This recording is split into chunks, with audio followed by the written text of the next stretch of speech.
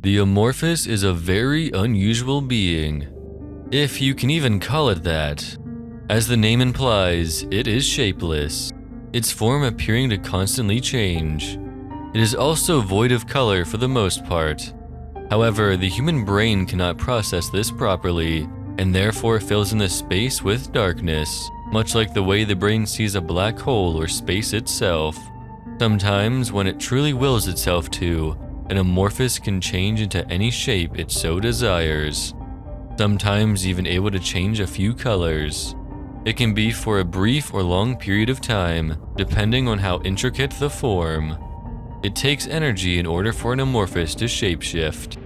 An Amorphous cannot be born. It cannot be created.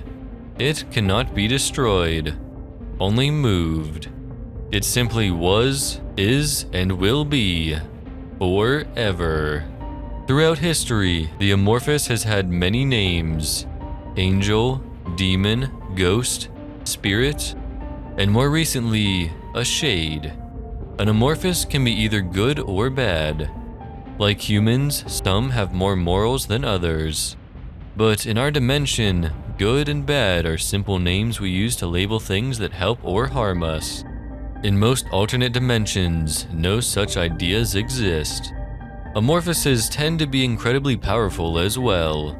Not only can they cross dimensions, but they have the capability to create dimensions as well. This leads some to believe that in the beginning an Amorphous created our own dimension, our own universe.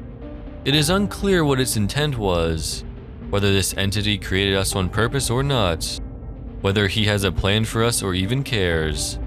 It is also uncertain whether or not it could have been done by a single being or many. Not to mention how wise they are, because they have always been, because they have always traveled. They have infinite knowledge about the world, our universe, and other dimensions as well. Some people seek to gain some of their knowledge by summoning them and trying to get information out of them, but all end in failure. There are also ways of summoning an Amorphous. Many of these ways you have probably heard of. Ouija boards, chanting something at a mirror in the dark. There are plenty of rituals. When an Amorphous is pulled into our dimension against its will, it can become quite aggressive and angry. Sometimes, in rare cases, they react calmly, curiously.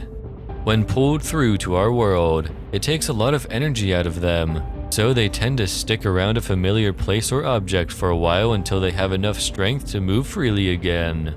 It's no rush though, being able to travel through time and space. I'm sure you've made a few connections. Most likely you yourself have had an experience with an Amorphous at one time or other. You're probably close to one right now.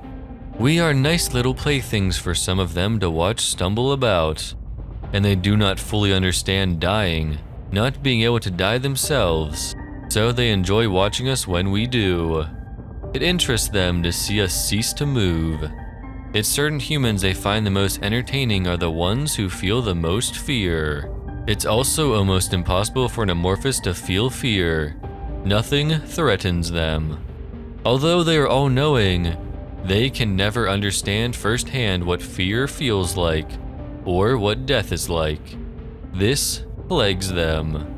So many of them watch us, and wait to watch us die, hoping to learn something. A few grow very, very eager. They try to speed up the process.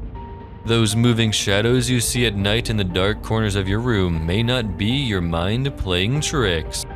It could be, probably is, the writhing mass of an Amorphous, watching you, trying to frighten you, and growing very, very impatient.